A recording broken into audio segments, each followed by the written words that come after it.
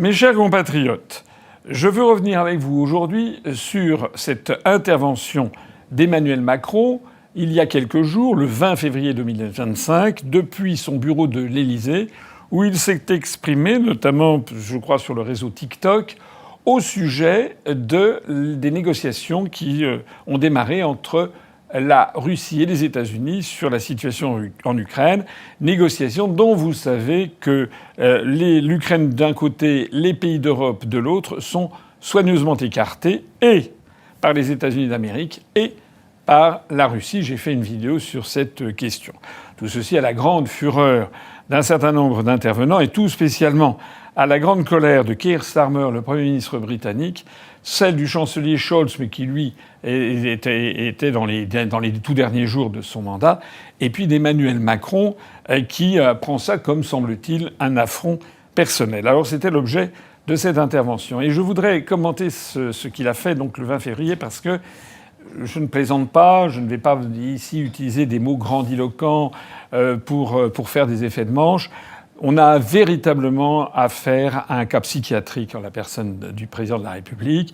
Et il faut absolument que maintenant ça s'arrête. Voilà, ça n'est plus possible d'avoir comme chef d'État quelqu'un qui délire à ce point. On va examiner très exactement ce qui s'est passé. D'abord, vous le savez, ça a fait quand même ricaner beaucoup de gens. Emmanuel Macron a utilisé une carte de l'Ukraine qu'il a présentée devant son téléphone portable, semble-t-il. J'ai l'impression que c'était par son téléphone qu'il agissait.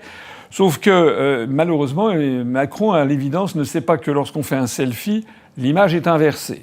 Et que donc, pour avoir la bonne image, il y a une espèce de touche, il faut justement désinverser, si j'ose dire, cet effet miroir pour que le spectateur voit l'image telle qu'elle et non pas l'image en miroir. Alors déjà, Macron, semble-t-il, ne le sait pas. Ça veut dire que, deuxièmement, Macron n'a pas vérifié le contenu de l'image qu'il diffusait. Ça veut dire aussi qu'il, semble-t-il, était tout seul. Il n'y avait autour de lui ni conseiller, ni technicien qui était là pour vérifier quelle était l'image produite. De telle sorte que on a vu que Macron a commencé à vouloir donner un cours de géopolitique devant une carte qui était à l'envers, pas à l'envers nord-sud, mais à l'envers est-ouest, qui était dans le mauvais sens, avec la partie du Donbass qui, au lieu d'être au sud-est, se retrouvait en fait au sud-ouest. Enfin, c'était une carte illisible en définitive. Et Macron a prétendu sérieusement expliquer la situation, qu'il l'a fait d'ailleurs de façon assez embrouillée, expliquer la situation au public avec cette carte. C'est inimaginable. Ça n'existe nulle part ailleurs au monde. C'est un éclat de rire dans la planète entière. Est-ce que vous imaginez ce que l'on dirait s'il y avait Poutine, ou s'il y avait Trump, ou s'il y avait le président chinois qui s'exprimait devant une carte qui était une carte fausse, présentée dans le mauvais sens? Ça n'a pas de sens, surtout sur un sujet aussi grave que la guerre et la paix, et qui a éventuellement un conflit planétaire à la clé, avec éventuellement une troisième guerre mondiale. C'est hallucinant. Alors j'ai vu que le journal Le Parisien, dont je rappelle qu'il reçoit il reçoit des millions d'euros de l'État au nom des aides à la presse, donc évidemment Le Parisien, comme tous les journaux qui reçoivent des fonds publics, cire les pompes du pouvoir en place. Il faudrait vérifier, on n'a pas encore toutes les informations, peut-être qu'en outre, Le Parisien reçoit de l'argent de l'USAID. En tout cas, Le Parisien est vite monté au créneau pour dire non, Macron n'a pas présenté de carte à l'envers, c'est simplement le fait qu'il y avait l'effet miroir. Ben oui, personne n'a jamais prétendu qu'il avait présenté une carte délibérément imprimée à l'envers. Le problème, c'est que il a fait ça tout seul dans son coin. Probablement d'ailleurs, il est assez fâché avec la géographie, ça serait pas nouveau, hein. On l'a à de nombreuses reprises, on s'est aperçu qu'en fait c'était un âne du point de vue de la géographie, comme sur beaucoup d'autres sujets. Rappelez-vous quand il était arrivé en Guyane, où il avait parlé de l'île de Guyane.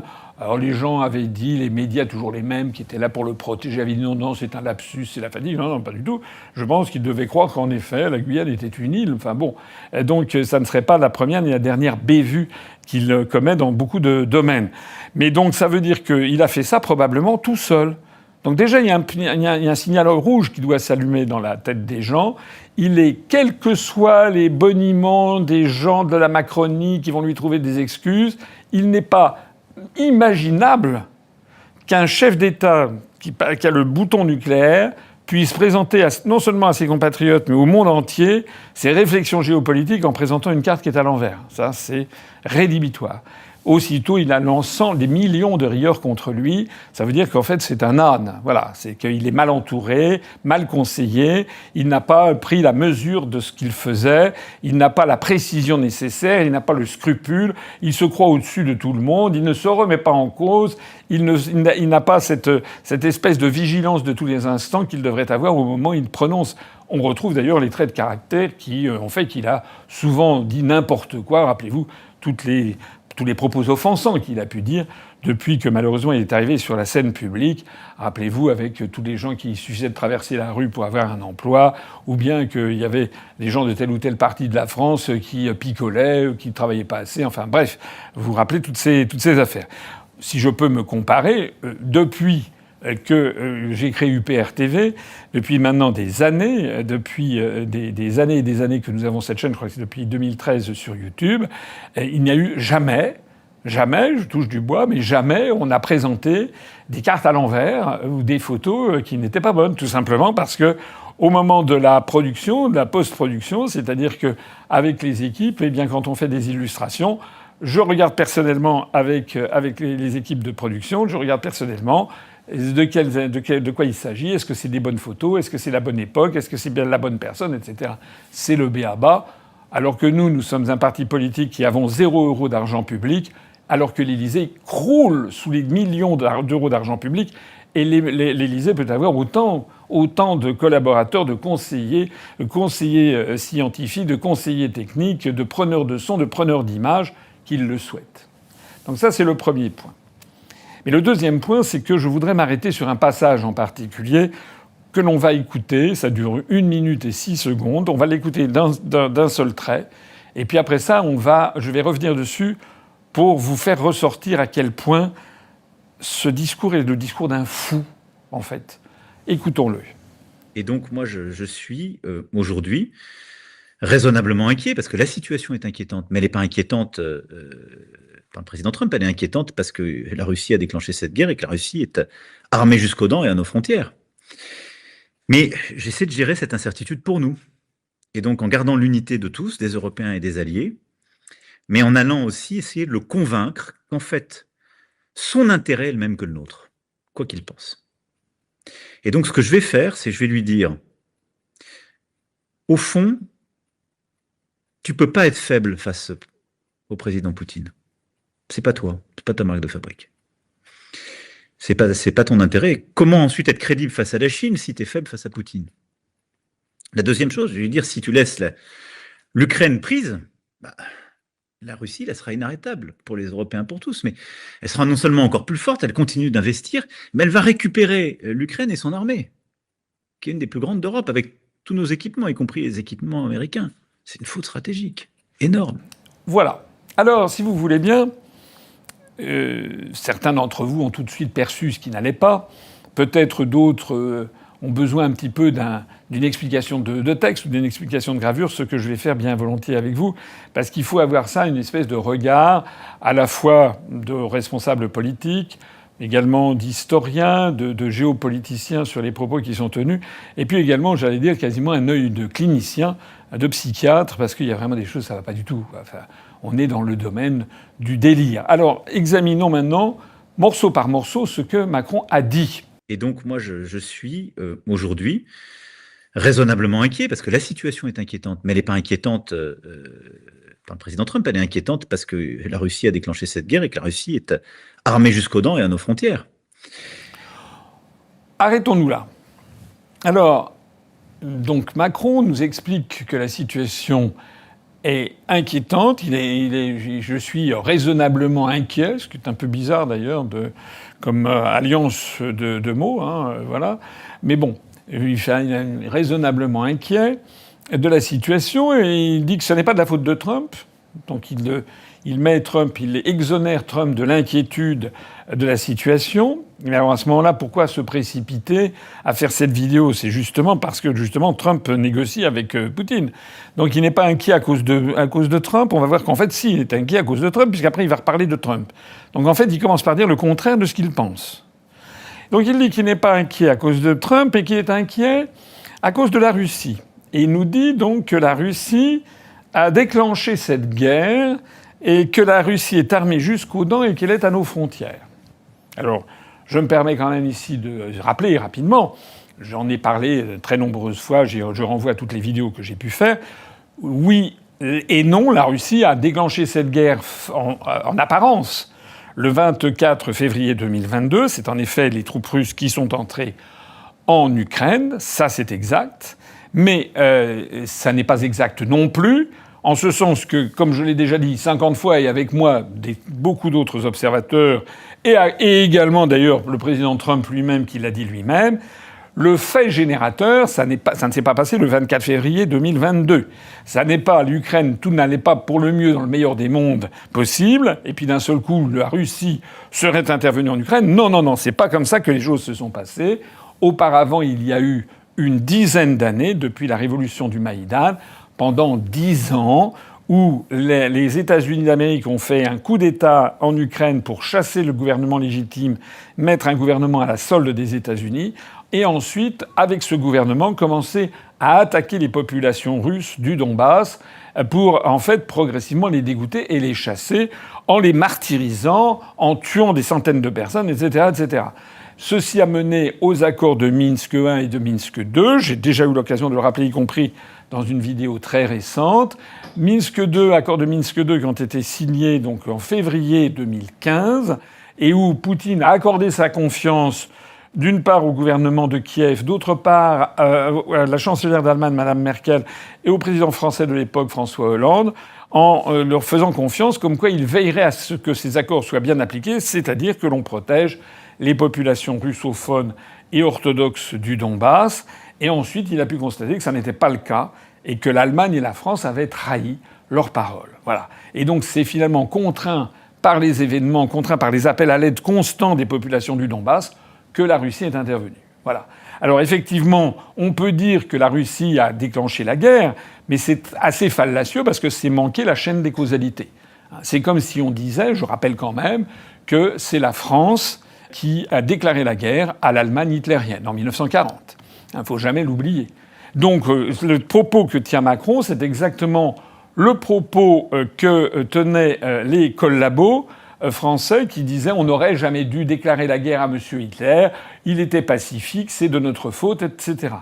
Mais si la France a déclaré la guerre à l'Allemagne hitlérienne en 1940, c'est justement parce qu'elle avait été jouée par les accords de Munich, parce que ceux qui avaient été roulés dans la farine, je l'ai déjà expliqué, c'était Chamberlain et Daladier qui avaient été roulés dans la farine par les manœuvres sournoises d'Hitler, qui avaient signé les accords de Munich, consacrant le rattachement à l'Allemagne hitlérienne des Sudètes, de la partie occidentale de la République tchèque peuplée d'Allemands, et que normalement les choses devaient s'arrêter là. Hitler avait donné sa promesse que l'affaire était maintenant entendue, qu'il n'y aurait plus de conflit. Et en fait, pendant ce temps-là, il préparait l'attaque de la Pologne. Et c'est lorsqu'il a attaqué la Pologne qu'à ce moment-là, l'Angleterre et la France ont déclaré la guerre à Hitler. Donc on est exactement en miroir, c'est le cas de le dire, en miroir, on est dans la même situation. C'est-à-dire que lorsque Poutine envoie les troupes russes le 24 février 2022 en Ukraine, on peut dire qu'il déclenche la guerre, mais c'est en fait en mesure de rétorsion face à des gens qui n'ont pas tenu leur parole, face à des gens qui, eux, ont voulu la guerre, qui sont en fait les pays de l'OTAN, les États-Unis d'Amérique, l'Ukraine elle-même, et puis la France et l'Allemagne. De la même façon que la France et l'Allemagne avaient certes déclaré la guerre à l'Allemagne, mais enfin dans tous les livres d'histoire, tout le monde a bien compris qu'en fait l'agresseur, c'était quand même l'Allemagne hitlérienne. Donc la présentation que Macron fait, c'est une présentation qui est l'inverse en fait de la réalité et des chaînes de causalité. Par ailleurs, Macron dit que la Russie est armée jusqu'aux dents. Alors là, moi, les bras m'en tombent. Enfin, j'espère quand même que je ne suis pas le seul à me rappeler tout ce que la propagande de guerre nous a expliqué depuis bientôt 3 ans, jour pour jour, depuis le 24 février 2022. On nous a expliqué quand même que l'armée russe était comment dirais-je, complètement désorganisés. Ils n'avaient plus de matériel, ils étaient aux abois, ils étaient obligés de piquer les les puces sur les réfrigérateurs. Regardez ce qu'avait dit, c'est exactement ce qu'avait dit Mme von der Leyen elle-même, la présidente de la Commission européenne. Elle avait dit ça. C'est elle qui avait entretenu notamment ce passage. The Russian military is taking chips from dishwashers and refrigerators to fix their military hardware because there are no semiconductors anymore. Russia's industry is in tatters. Alors maintenant, on nous explique qu'au contraire, la Russie est armée jusqu'aux dents. Il faudrait quand même savoir. Et si, par ailleurs, la Russie est armée jusqu'aux dents, ça veut dire aussi que son économie n'est pas complètement détruite. C'est quand même, tout le monde le sait, que Bruno Le Maire avait expliqué comment il allait mettre l'économie russe à genoux. S'il avait mis l'économie russe à genoux, l'armée russe serait également à genoux. Donc, lorsque Macron dit que la Russie est armée jusqu'aux dents, ipso facto, par cette simple parole, passée comme ça au détour d'une phrase, il reconnaît implicitement que tout ce qu'il a pu dire auparavant, lui, mais aussi l'oligarchie, Madame von der Leyen, tous les ministres français, tous les commentateurs favorables à l'Ukraine depuis 3 ans, tous les généraux d'opérette qui passaient sur les télévisions pour expliquer que la Russie était en fait au bord de l'effondrement général, que tout ceci était faux. Et puis il dit enfin que la Russie est à nos frontières. Alors aussi, c'est complètement faux. Non, la Russie n'est pas à nos frontières. Non, je suis désolé. La Russie, elle est frontalière actuellement de la Finlande, elle est frontalière des pays baltes, l'Estonie, la Lettonie, la Lituanie, elle est frontalière de la Pologne, elle est frontalière de la Biélorussie, elle est frontalière de l'Ukraine. Et elle est accessoirement frontalière des pays d'Asie centrale et des pays d'Asie. Donc la Russie n'est pas du tout à nos frontières. Elle est intervenue en Ukraine. Elle occupe à peu près 17 à 18% du territoire de l'Ukraine reconnu dans ses frontières de 1991. Mais la Russie n'est pas du tout à nos frontières. Alors s'il dit que la Russie est à nos frontières, c'est qu'en fait, il assimile la France à l'Union européenne. À ce moment-là, il aurait pu le dire. Il aurait pu dire la Russie est aux frontières de l'Union européenne. Mais tandis que dire est à nos frontières, c'est faux. C'est un mensonge. Regardons la suite de son discours. Mais j'essaie de gérer cette incertitude pour nous. Ça mérite un tout petit arrêt, là. Il essaie de gérer cette incertitude pour nous. Moi, ça me met mal à l'aise, cette phrase. C'est évident dans l'esprit de tout un chacun que le président de la République, normalement, il fait tout son possible, il consacre tous ses efforts à préserver les intérêts de la nation et du peuple, de la France et du peuple français. C'est normal. Donc, à la limite, ce qui est normal, pourquoi il n'est pas forcément nécessaire de le rappeler. Mais quand il dit « j'essaie de gérer cette incertitude pour nous », il le dit avec un air qui va être confirmé juste après, comme on va le voir, que le « nous » en question, ça n'est pas la France. Dans le « nous » en question, comme on va le voir, c'est le monde entier en définitive. Écoutez la suite. Et donc en gardant l'unité de tous, des Européens et des alliés, mais en allant aussi essayer de le convaincre qu'en fait, son intérêt est le même que le nôtre, quoi qu'il pense. Voilà, c'est ce que je viens de dire à l'instant. C'est-à-dire que Macron s'auto-propulse comme étant en charge de gérer l'incertitude, comme il dit, c'est-à-dire de gérer la situation, non seulement au nom de la France, mais également au nom des Européens, donc de l'ensemble de l'Union européenne, mais également des alliés. Donc on comprend que ça englobe le Canada, l'Islande, la Norvège, tous les pays de l'OTAN, peut-être même, pour qui sait, l'Australie, la Nouvelle-Zélande, et puis les États-Unis d'Amérique. Donc en fait, par ses propos, Macron se catapulte comme presque le roi du monde, en tout cas le roi du monde occidental. Parce que je suis désolé, Macron n'est pas en charge de protéger les simples Européens déjà. Ceux qui sont en charge de l'Union européenne, c'est la présidente de la Commission européenne, Madame von der Leyen, c'est le président du Conseil européen, qui est M. Antonio Costa, qui est un Portugais. C'est la ministre des Affaires étrangères de l'Union européenne, Mme Kaja Kallas, qui est une Estonienne. Mais Macron, non. Macron n'est que le chef d'État d'un des 27 États membres. Donc il se pousse du col, il s'attribue des pouvoirs qu'il n'a pas. Et ce que je dis là n'est pas une simple vaticination sans conséquence. Allons demander, par exemple, à Viktor Orban, le Premier ministre hongrois, s'il est d'accord pour que ce soit M. Macron qui gère en son nom cette incertitude, comme dit Macron. Pas du tout. Vous avez vu, j'ai eu l'occasion de le rappeler dans une vidéo récente, que Viktor Orban, le Premier ministre hongrois, a traité de frustré Macron chez Scholz en disant que c'était des frustrés qui voulaient la guerre et qui n'admettaient pas qu'on leur impose la paix. Ça veut donc dire que Macron fait en fait un vol de légitimité, une captation. Il s'introduit, il s'intitule, il s'intronise le président de l'Europe, on peut dire, alors qu'il n'en a absolument pas ni le pouvoir, ni le mandat des autres. Je rappelle que lors de sa réunion qu'il devait faire, où il devait montrer l'unité de l'Europe face à Donald Trump, sur les 27 États, il n'y en a eu que 9 qui étaient représentés, dont la France. Ça veut dire que les 2 tiers des États n'étaient pas là. Je vous renvoie à ma vidéo sur le sujet. Et puis, Macron ne s'est pas arrêté là, puisqu'il parle également des Européens et des alliés. Donc Macron, il est là pour protéger les alliés. Il est là pour protéger le Canada, peut-être l'Australie, la Nouvelle-Zélande, peut-être, qui sait, le Japon, on n'en sait rien. Les alliés de qui? Les alliés dans quoi? Les alliés dans le cadre de l'OTAN? Les alliés dans le cadre plus général de l'OCDE? Du monde occidental au sens large? C'est quoi, en fait, les alliés? En tout cas, ce qui est certain, c'est que dans les alliés, il y a les États-Unis d'Amérique. Et donc Macron, par cette phrase, il laisse entendre donc qu'il est là, il est en charge de gérer les intérêts des États-Unis. Le type est dingue.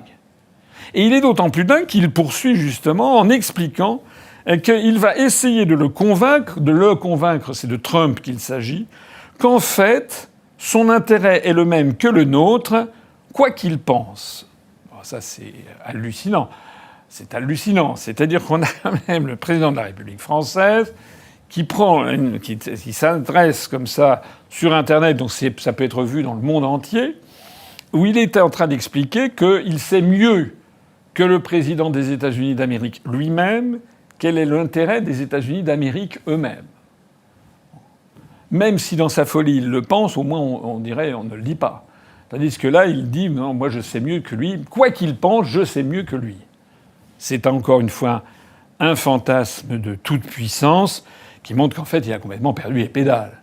Et alors, c'est à ce moment-là qu'on entre dans le vif du sujet et qu'on atteint un des grands moments de l'histoire diplomatique contemporaine. C'est du 3 étoiles dans le Michelin. Regardez la suite de ce que dit Macron.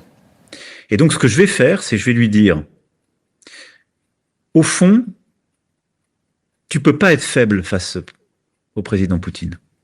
C'est pas toi, c'est pas ta marque de fabrique. Plusieurs choses à dire.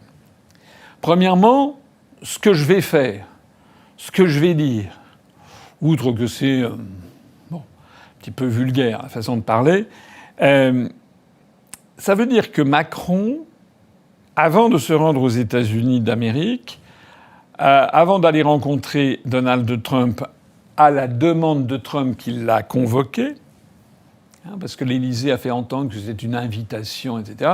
En fait, je crois que Macron n'a pas vraiment eu la possibilité de refuser. Il a été sommé par Trump de venir à Washington, en même temps que Keir Starmer, le Premier ministre britannique. Ces 2 hommes se sont mis en avant pour être les opposants au processus de paix initié par Washington en liaison avec Moscou. Et donc Macron se met à dire comme ça, sur la place publique, voilà ce qu'il va dire et faire au président Trump. Alors ça, là, il faut vraiment appeler, là, il faut quand même maintenant réellement commencer à appeler le SAMU, parce que ça n'existe pas. Depuis que le monde est monde, je ne sais pas, depuis la guerre du Péloponnèse, de Thucydide, depuis qu'il y a des guerres sur Terre, on n'a jamais vu, un responsable, un chef d'État, expliquer au moment d'un conflit ce qu'il va dire avant d'y aller. Voilà ce que je vais dire. Il faut vraiment avoir, je ne sais pas, faut être malade, faut avoir un pois chiche dans la tête pour commencer à balancer sur les réseaux publics ce qu'en fait il compte dire d'un entretien à venir avec le président des États-Unis. Mais c'est inouï. C'est cocasse. Et alors, il va dire quoi d'ailleurs ? Eh bien, au fond, tu peux pas être faible face au président Poutine. C'est pas toi, c'est pas ta marque de fabrique. Il dit ça avec une espèce de petite moue légèrement dédaigneuse. C'est pas toi, etc. Alors là, moi, j'ai l'ai regardé à 3 fois avant de le croire. C'est un langage de petite frappe, en fait. C'est un langage de petite frappe dans un quartier, quoi. Ouais, c'est pas toi, c'est pas toi, c'est pas toi, c'est pas digne de toi. Déjà, on ne tutoie pas un chef d'État étranger. Ou si on le fait, c'est parce que on a une très grande amitié avec lui, et ça se fait en privé et à l'insu des caméras. Donc cette espèce de tutoiement forcé, factice, en fait, est même mal à l'aise. C'est d'ailleurs en général une règle à quoi on reconnaît beaucoup d'escrocs, c'est-à-dire des gens qui se mettent à vous tutoyer sans qu'on ait jamais été présenté ou qu'on rencontre une personne pour la première ou la deuxième fois. D'un seul coup, il y a des gens qui vous tutoient. Hein, c'est une phrase qui est restée célèbre d'ailleurs du temps de Mitterrand. Il y avait quelqu'un qui avait dit un jour à Mitterrand on peut se tutoyer, et Mitterrand l'avait toisé et avait répondu si vous voulez. C'est-à-dire que Mitterrand, comme De Gaulle d'ailleurs, les grands chefs d'État ne se font pas tutoyer. De Gaulle, pratiquement personne ne le tutoyait. Sa femme ne le tutoyait pas, ses enfants ne le tutoyaient pas. Je crois savoir que parmi les rarissimes personnes qui tutoyaient Charles de Gaulle, il y avait Massu, le général Massu, qui dirigeait l'armée française présente en Allemagne en 1968, notamment à Baden-Baden. Et lorsque de Gaulle avait fui Paris pour aller le rencontrer, il s'était fait passer un savon, dit l'histoire secrète, par son compagnon, quelqu'un qu'il avait connu à Saint-Cyr, et qui, lui, l'avait tutoyé, lui avait un petit peu remonté les bretelles du général qui a eu un moment de déprime le 30 mai, je crois, 1968. Mais à part lui, je crois que presque personne ne tutoyait le général de Gaulle. Alors là, quand Macron dit ça, quand il dit « tu peux pas faire ci, tu peux pas faire ça », on est on est dans la vulgarité. 2, dans l'escroquerie. Dans l'offense même. 3, je rappelle quand même que Macron, il est né en 1977, en décembre 1977, donc actuellement, il a 47 ans, alors que Donald Trump doit avoir 78 ans, et bientôt 79. Ça veut donc dire que Donald Trump a 31 ans de plus que Macron et qu'il pourrait facilement être son père. Donc, la différence de génération n'incite pas du tout au tutoiement. Et puis c'est pas tout. C'est que vous savez comme moi que en anglais, il n'y a pas de tu et de vous en fait. Hein, c'est en fait un tutoiement généralisé, ou plus exactement un vouvoiement généralisé, puisque dans la langue anglaise ancienne, il y avait un tu qui était le thou, T-H-O-U, et le you correspondait au vous. Voilà. Et en fait, le thou que l'on utilise parfois dans des prières à Dieu, eh bien, est tombé en désuétude. Donc maintenant, tout le monde dit you, c'est-à-dire on vous voit tout le monde, ce qui revient en fait à tutoyer tout le monde. En tout cas, les Anglais ne font pas la différence. Mais lorsque Macron dit ça, lorsqu'il dit tu, l'objectif, c'est pas Trump, l'objectif, c'est d'essayer d'en foutre plein la vue aux Français. Parce qu'il y a des Français dans les campagnes qui doivent dire « Oh là là, il tutoie Trump, c'est quand même quelqu'un de bien, c'est quelqu'un de grand, il tutoie les grands de ce monde. » C'est ça, en fait, que Macron veut faire passer comme idée. C'est une idée d'escroc. Voilà, c'est bien connu, ça fait partie des processus d'escroquerie. Hein, c'est comme parfois, vous avez des gens qui s'ingénient pour vous prendre en photo comme ça, vous visitez une exposition, un salon, etc. Vous avez des gens qui disent « Ah, est-ce que je peux prendre une photo avec vous ?» Et puis après, ils vont essayer de chercher des subventions en disant « Voilà, je suis très ami avec un tel et un tel. » Moi, je me rappelle quand j'étais en cabinet ministériel, on voyait sans arrêt des espèces d'hommes d'affaires à moitié véreux qui venaient nous expliquer qu'ils avaient les meilleures connexions du monde avec tel ou tel chef de gouvernement, premier ministre, ministre, etc. Qu'ils avaient leurs entrées dans tel ou tel pays du monde et qu'en passant par leur intermédiaire, ce serait beaucoup mieux que de passer par les services de l'État. Or, nous, dans les cabinets ministériels, on les tenait à distance, ce genre de personnages, mais ce sont des gens qui prolifèrent un petit peu comme des cancrelats, hein, l'été derrière dans une cuisine mal nettoyée, et là où il y a de la lumière, où de l'obscurité, de la chaleur et de l'humidité, eh bien on voit ce genre de cancrelats proliférer dans un certain nombre d'entreprises où on a ces espèces d'intermédiaires plus ou moins véreux. Ben c'est ça. Macron, il a exactement le langage d'un intermédiaire véreux. Et puis, il lui dit, par ailleurs, alors, sur le fond des choses, c'est pas toi. C'est pas ta marque de fabrique. Voilà. Tu ne peux pas être faible vis-à-vis de Poutine. Alors, ça témoigne quand même de l'extrême médiocrité de pensée de Macron. C'est un médiocre. C'est un médiocre parce qu'il croit. Il croit qu'il va avoir Trump, qui est un type très intelligent, qui a échappé à plusieurs tentatives d'assassinat, qui en a bavé quand il était pendant 4 ans président des États-Unis, qui en a encore plus bavé pendant les 4 années suivantes où il n'était plus président des États-Unis, où il a été traîné dans la boue pendant des années par l'État profond américain, et qui a eu une campagne pour de réélection extraordinairement compliquée, et il a manqué à plusieurs reprises de se faire assassiner, donc c'est bon. Trump, c'est pas un poussin de la veille. Voilà. Et Trump, lorsqu'il sait, quand il veut négocier avec la Russie, il sait très exactement ce qu'il veut. Donc c'est pas un blanc-bec comme Macron qui va lui dire « t'es une chiffre molle », etc. Ça, c'est ridicule, en fait. Il croit quoi, Macron? Il croit que Trump va dire « Ah bah oui, en effet, ah oui, c'est pas moi, c'est pas ma marque de fabrique ». C'est ridicule. C'est ridicule parce que les négociations entre la Russie et la Chine comportent des quantités d'éléments dans l'équation. Il est bien évident que Trump, Musk, le ministre des Affaires étrangères, Marco Rubio, etc., que tous ces gens réfléchissent depuis certainement plusieurs mois au type de négociation et à l'objectif final qu'ils veulent avoir. Ils ont parfaitement réfléchi à tout ça. Et ils veulent avoir la paix le plus vite possible avec la Russie pour toute une série de raisons tout à fait géopolitiques, notamment dans leurs relations avec la Chine, notamment au Moyen-Orient, notamment sur la relance de l'économie mondiale. Et donc, ils savent également que là-dedans, ils se sont fait complètement plumer par l'Ukraine.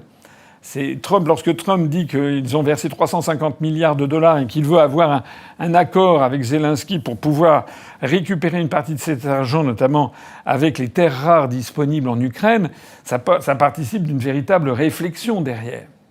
Et par ailleurs, Trump dit la vérité aussi lorsqu'il dit que c'est l'Ukraine qui a attaqué, pas la Russie. Je sais qu'il y a des gens qui sont outrés, ça fait scandale, Macron lui-même, etc. Le monde ne sait pas possible. C'est quand même la réalité, je le rappelais au début. Hein, c'est-à-dire qu'en définitive, en effet, ceux qui fondamentalement ont attaqué la Russie depuis au moins 2014, on pourrait dire depuis bien plus longtemps, mais de 2014 à 2024, ceux qui ont pris constamment l'initiative d'agresser la Russie, de concevoir des plans de démantèlement, je renvoie à ma vidéo au dialogue franco-russe, c'est bien les Occidentaux, avec l'Ukraine soutenue par l'OTAN au premier rang. Donc lorsque Macron il est là, il va dire c'est pas toi, t'es pas cap, t'es chi, c'est vraiment minable.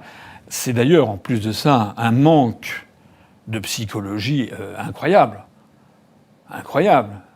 Il est évident, on le mesure à de nombreux égards, que Donald Trump considère Emmanuel Macron comme un branquignol, si pas pire.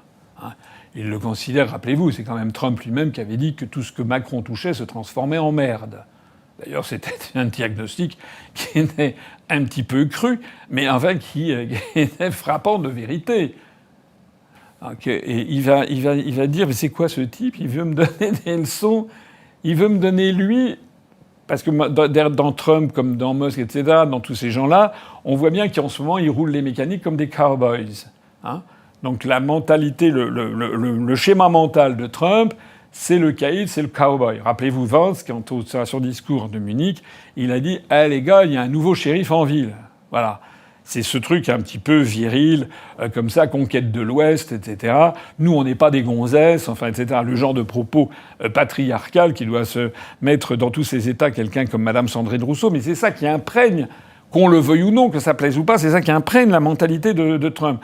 Alors quand vous avez Trump qui se considère un petit peu comme un mâle alpha dominant, il va venir voir Macron avec affublé de Madame Macron.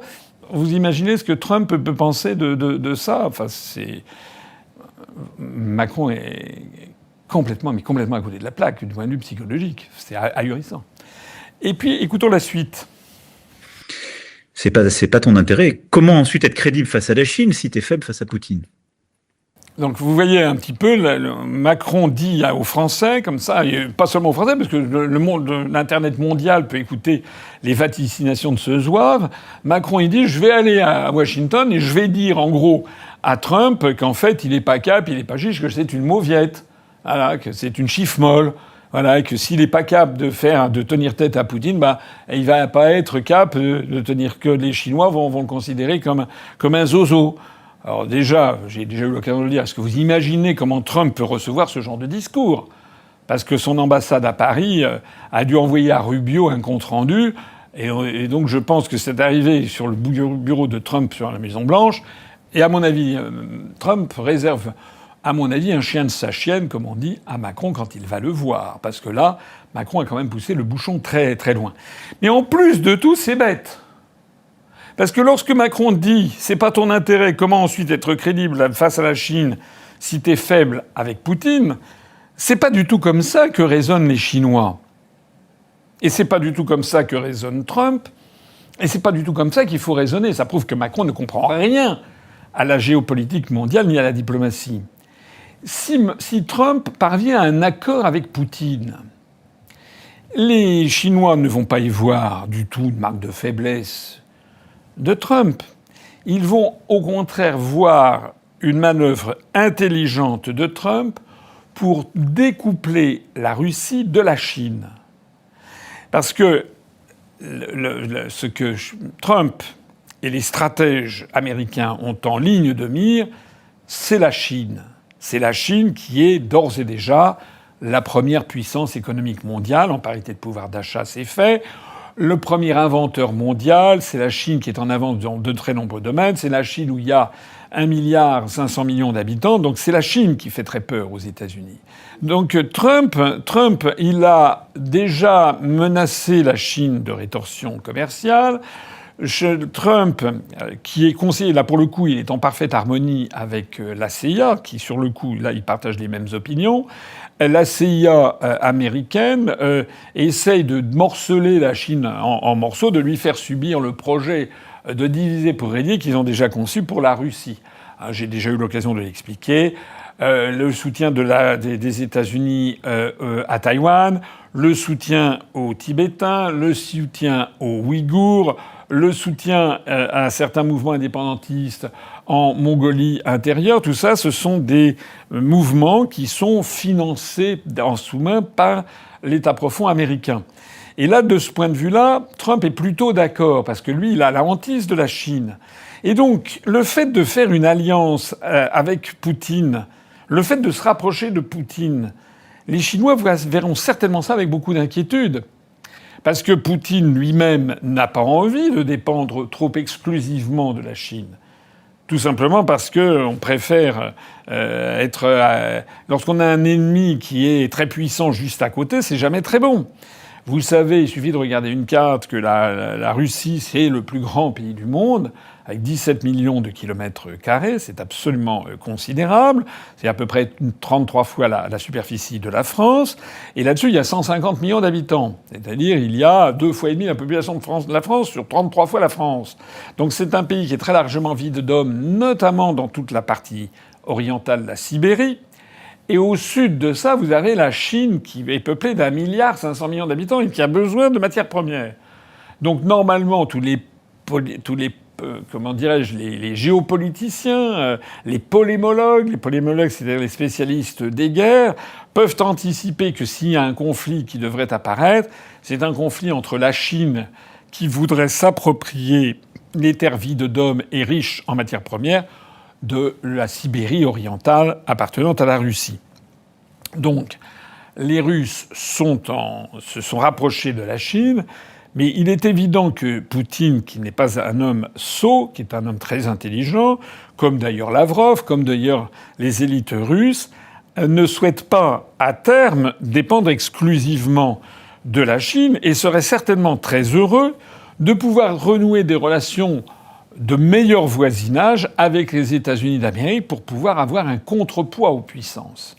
Donc lorsque Macron dit « si tu t'entends avec Poutine à Trump, les Chinois vont te mépriser, donc tu ne pourras pas faire affaire avec eux », il a exactement 0 sur 20 en matière de compréhension de la situation. C'est exactement le contraire qui est vrai. Macron ne comprend rien. Au contraire, ce qui inquiète la Chine, sous des couverts évidemment asiatiques, c'est-à-dire Mianze, la face, on va se réjouir facialement s'il y a une baisse des tensions, pas forcément facialement d'ailleurs, parce que les Chinois sont des gens globalement pacifiques et qui ne souhaitent pas les conflits, mais les Chinois ne verraient pas d'un très bon œil qu'il y ait un trop grand rapprochement américano-russe. Et puis, on va donc poursuivre cet entretien. La deuxième chose, je veux dire, si tu laisses l'Ukraine prise, la Russie, là, sera inarrêtable pour les Européens, pour tous. Mais voilà. Alors là, on change de sujet. Et là, Macron développe la rhétorique classique de la propagande qu'on nous inflige depuis 3 ans. C'est en fait que Poutine est un nouvel Hitler, que l'objectif de la Russie, c'est de conquérir le monde, et que si on marque un instant de faiblesse sur cette affaire ukrainienne, eh bien la Russie va poursuivre et va envahir l'Ukraine, puis les pays baltes, la Pologne, la Roumanie, la Bulgarie, la Hongrie, la Tchéquie, la Slovaquie, l'Allemagne, la France, etc. Voilà, c'est tout le narratif, il est là. J'ai déjà eu 20 fois l'occasion d'expliquer pourquoi tout ceci est absolument faux. D'une part, premièrement, parce que je l'ai expliqué, la Russie bénéficie d'une superficie qui est 33 fois la superficie de la France, avec 2,5 fois la population française. Le problème de Poutine, c'est qu'il a un pays trop grand, ou en tout cas qu'il a une population beaucoup trop faible par rapport au pays. Donc son objectif n'est pas de faire croître encore la superficie de la Russie. C'est absolument faux. Lorsqu'il est intervenu en Ukraine, il n'est pas intervenu pour mettre la main sur l'Ukraine. Il est intervenu pour empêcher les Ukrainiens du Nord-Ouest, donc d'origine polono-lituanienne, de martyriser les populations russophones et russophiles du Donbass et de Crimée qui se tournent vers la Russie comme leur protecteur. Il a eu le même type de réflexe que ceux qui veulent protéger, par exemple, les chrétiens du Liban. C'est ça qui a motivé lorsque la France, par exemple, a envoyé des forces d'interposition au Liban, c'est pas parce que la France voulait conquérir le Liban, puis la Syrie, l'Iran, l'Irak, et puis etc., le Turkménistan, non. C'est simplement parce que la France venait au secours de ces populations. C'est pareil. Poutine n'a absolument pas envie d'aller reconquérir l'Europe. Parce qu'en plus, il n'est pas sot. Il sait très bien qu'il lui faudrait des sommes colossales, un effort de guerre absolument inouï, réfléchir à quels seraient ses buts de guerre. Et qu'est-ce que ce seraient les buts de guerre? Vous imaginez que Poutine vraiment voudrait mettre la main sur la France avec 68 millions de Gaulois ou d'assimilés gaulois qui sont le peuple considéré comme l'un des peuples les plus difficiles du monde à gouverner? La France qui est percluse de dettes, qui a perdu toute son industrie. Mais c'est quoi le truc? Il faut être dingue pour développer ce genre d'idées. Non, jamais Poutine ne voudra se charger de ça. Il veut simplement protéger les populations du Donbass, les populations russophones et russophiles. Il veut préserver la base militaire de Sébastopol en Crimée. Et il veut par ailleurs avoir une architecture de sécurité en Ukraine. Il ne refuse que l'Ukraine devienne, si peu que ce soit, membre de l'OTAN et un réceptacle d'armées étrangères. Voilà. Parce que la Russie estime qu'elle a le droit d'avoir un État tampon, si l'on peut dire, qui assure sa sécurité en profondeur stratégique, comme la Biélorussie. Voilà. Et j'ai déjà eu l'occasion de le dire. Certains peuvent le regretter. C'est une espèce de souveraineté limitée de la Biélorussie et de l'Ukraine. Mais c'est ainsi. Et moi, je le suis aussi, je le regrette, peut-être. Mais c'est la réalité. Voilà, il faut tenir compte des réalités. J'ai déjà eu l'occasion de le dire. Le Mexique et le Canada, ils ont une souveraineté qui est un peu limitée de ce point de vue-là aussi. Ils ne peuvent pas accueillir sur leur sol des armées russes qui auraient leurs ogives pointées à 5 km du Rio Grande, de la frontière américaine, parce que les États-Unis ne le toléreraient pas. De la même façon qu'on a tous une souveraineté, la souveraineté, elle est toujours limitée par la réalité. Voilà, la France, elle a une souveraineté qui doit tenir compte des réalités. Les réalités, notamment, c'est son exposition sur le flanc sud de l'Europe. C'est une puissance méditerranéenne. C'est une puissance, la France, qui fait face à l'Afrique, qui est en explosion démographique, etc. Ça, ce sont des réalités avec lesquelles elle doit traiter, qu'elle doit avoir bien à l'esprit quand elle réfléchit à ses choix stratégiques. Voilà. On ne peut pas faire n'importe quoi en matière stratégique quand on est à la tête de la France. Pareil quand on est à la tête de l'Ukraine. Donc, lorsque Macron nous explique qu'en fait, l'Ukraine n'est qu'un maillon et qu'ensuite tous les autres vont tomber, c'est l'histoire du croque-mitaine. Voilà, c'est l'histoire du grand méchant loup. C'est une histoire, c'est une fable, c'est un conte d'Andersen pour faire peur dans les foyers, aux petits garçons, aux petites filles, que le loup va les manger. Et il s'agit en fait d'une pure propagande dont l'objectif, en définitive, c'est de maintenir... L'objectif, c'est quoi? Des gens qui racontent ces carabistouilles, c'est de maintenir un état de guerre avec la Russie pour avoir un flux permanent de commandes militaires pour les grandes entreprises de complexes militaro-industriels américains. Vous savez, il ne faut pas s'y tromper. Actuellement, lorsque Trump est en train de conduire à la paix avec la Russie sur l'Ukraine, il vient de décider d'ailleurs d'arrêter tout versement, non seulement d'argent, mais toute livraison d'armes à l'Ukraine. Il vient même de demander à Elon Musk d'aller mettre son nez, le nez du DOGE, du département de l'efficacité gouvernementale, d'aller mettre son nez dans tous les commandes militaires.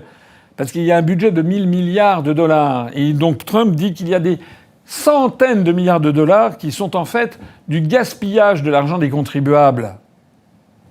Lorsque Trump a dit qu'il voulait rencontrer son homologue russe et son homologue chinois en disant qu'il n'était pas raisonnable de dépenser autant de sommes et qu'il fallait baisser, je crois même qu'il a proposé de diviser par 2 le budget de la défense américain, le budget de la défense russe, le budget de la défense chinoise. Il a proposé un début de négociation sur ce thème. J'ai vu d'ailleurs que je crois que c'est le secrétaire à la défense américain qui a dit que l'objectif c'était de diminuer le budget du ministère de la Défense américain, donc du Pentagone, de 34%. Enfin, c'est incroyable. Ça veut dire que Trump est fondamentalement un homme de paix. C'est quelqu'un qui se heurte de front à tout le complexe militaro-industriel américain. Il est extraordinaire à notre époque qu'un homme comme Trump, qui, malgré ses outrances, bien sûr, il y a des outrances, il y a des propos choquants, parfois scandaleux, des rodomontades, j'ai eu l'occasion déjà d'en parler. Mais enfin, comme disait Confucius, écoutez les paroles, mais observez les actes.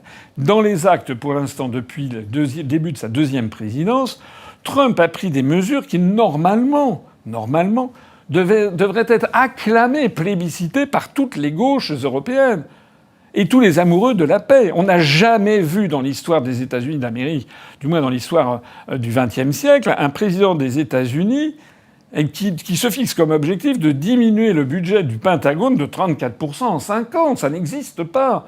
On n'a jamais vu un président des États-Unis dire qu'il va arrêter de livrer des armes, parce que tout ça, au bout du compte, ça veut dire qu'il s'attaque directement au poids du complexe militaro-industriel américain, lequel avait gangrené l'État comme une pieuvre, en fait.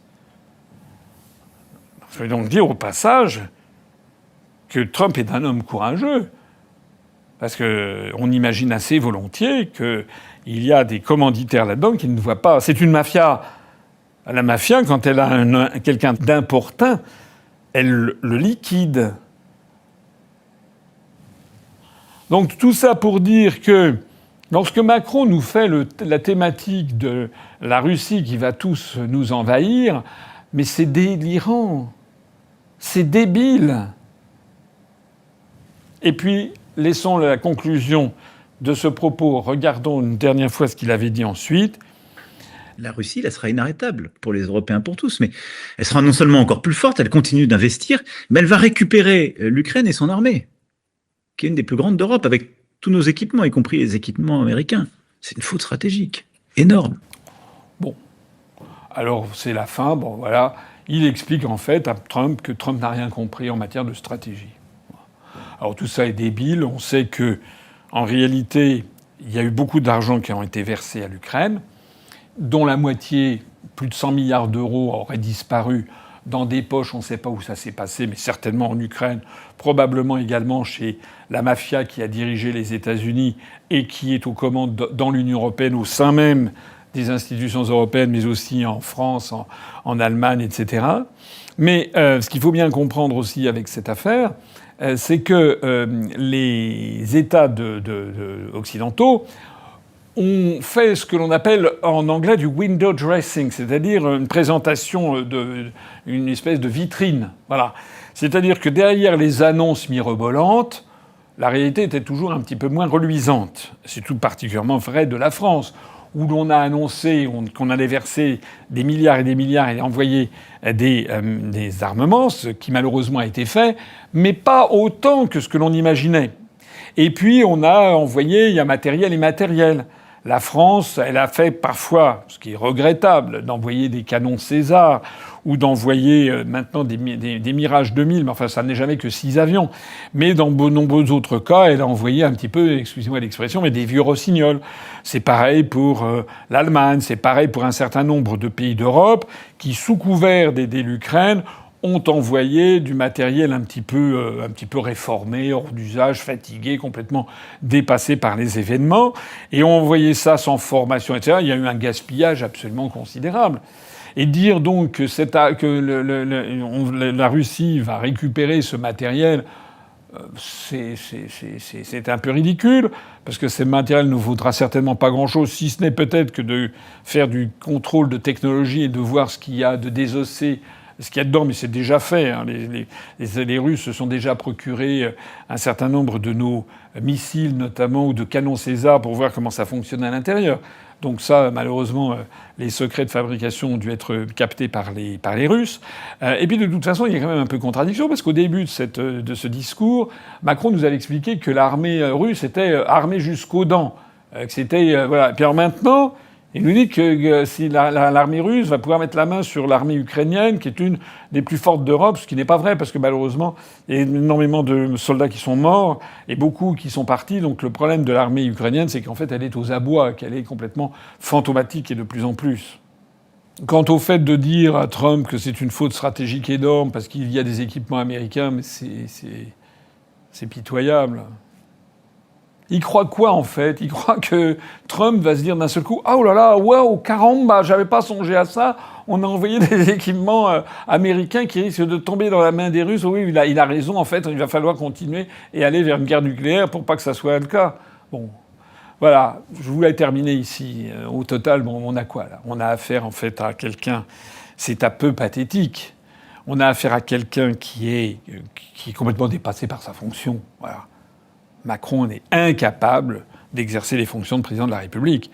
On le savait depuis longtemps, mais pendant un certain nombre de mois et des premières années, les médias ont fait comme si on a calfeutré. Lorsqu'ils disaient que la Guyane est une île, on riait, on disait oui, bon, c'est simplement un lapsus.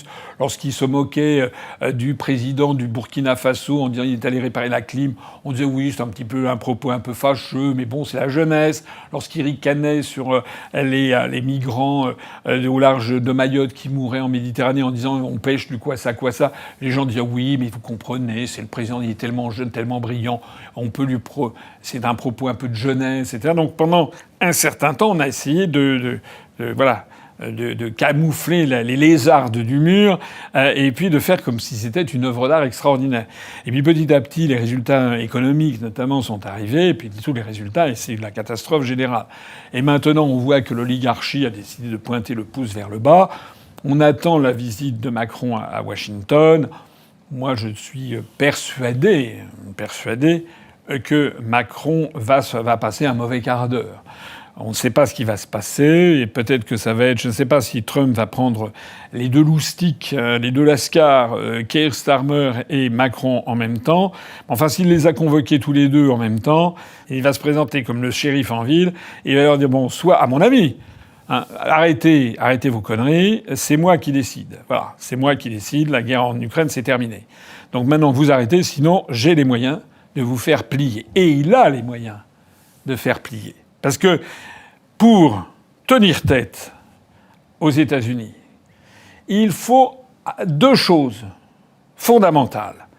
La première, c'est d'en avoir les moyens. La deuxième, c'est ne pas avoir de casserole. Lorsque Charles de Gaulle a tenu tête aux États-Unis au cours des années 60, lorsque notamment il a dénoncé le privilège du dollar lors de sa conférence de presse de juin 65, lorsqu'il a fait rembourser en or les dollars détenus par la Banque de France en envoyant des navires de la Royale avec des billets de banque entiers de dollars que nous détenions sur la Federal Reserve Board en disant « vous allez nous le convertir en or comme c'est écrit dessus sur chaque billet de dollar ».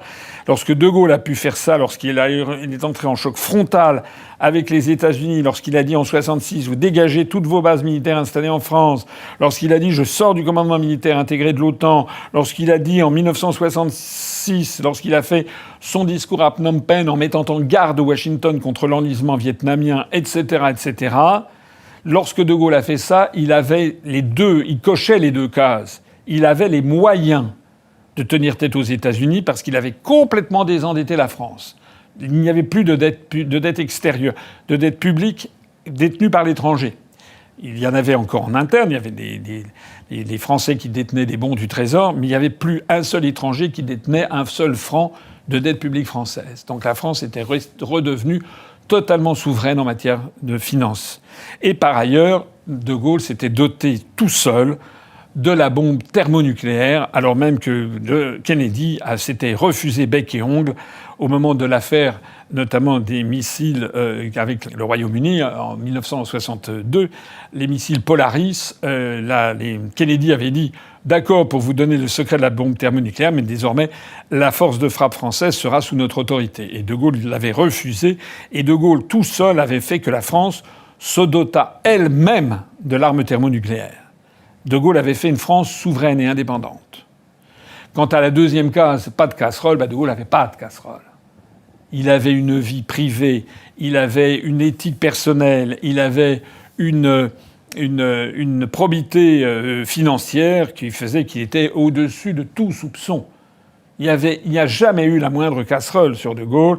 Il n'a jamais fait des détournements de fonds mêlés à des affaires louches. Il n'y a jamais eu autour de lui des affaires concernant sa vie privée, etc., etc. Voilà. Donc là, De Gaulle, il a pu y aller bille en tête. Mais Macron, est-ce que Macron se rend compte que les États-Unis d'Amérique et que Trump, dans son bureau ovale, peut lui dire à Macron qu'il faut qu'il arrête, parce que sinon, en 24 heures, les États-Unis d'Amérique ont le pouvoir de faire plier la France. Par exemple, je suis absolument persuadé que sur des quantités d'applications informatiques ou de réseaux SWIFT, transfert de financiers par électronique, ou de réseaux Starlink, ou de pièces détachées, etc., dans de très nombreux domaines, ou de coopération en matière industrielle, scientifique ou financière, je suis persuadé que les États-Unis d'Amérique peuvent faire plier la France. Déjà, il y a un point très simple. La France, aujourd'hui, à cause de la gestion de Macron, est obligée d'emprunter en ce moment plus de 1 milliard d'euros tous les jours sur les marchés financiers internationaux.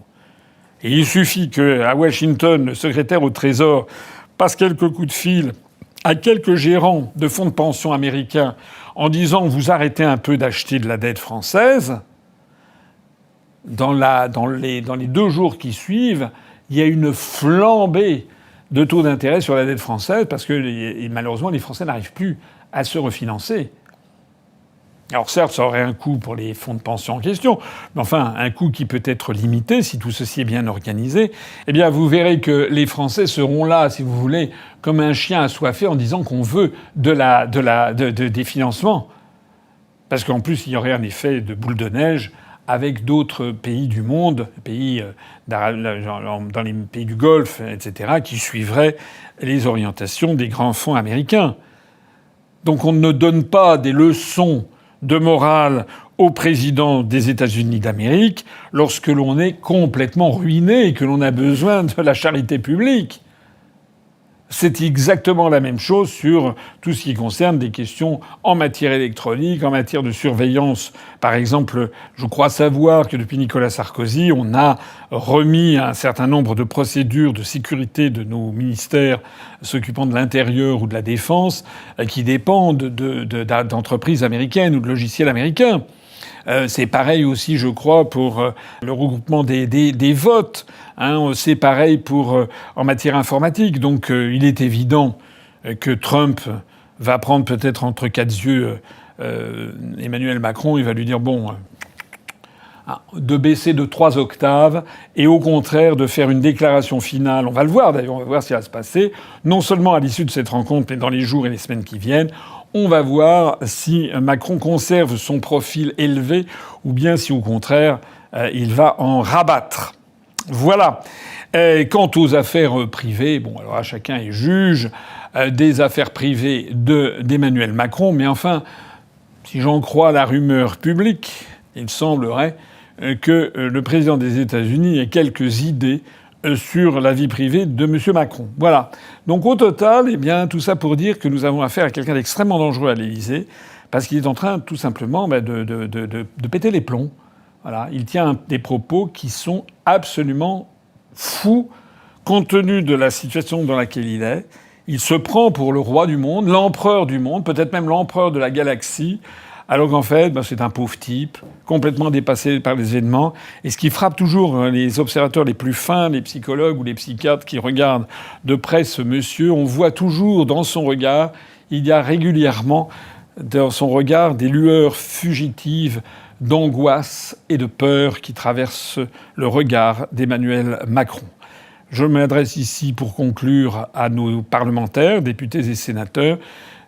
Vous devriez visionner cet extrait, vous devriez méditer les commentaires que j'en fais, vous devriez réfléchir au fait que ce monsieur est malade, c'est un malade, c'est quelqu'un qui a besoin de soins, qui est même presque, à mon avis, il est dans une situation, il est presque en demande de soins. Il serait très très important de procéder à sa destitution avant qu'il ne soit trop tard, parce que je rappelle quand même qu'il est le détenteur des codes nucléaires. Vive l'Union populaire républicaine et vive la France.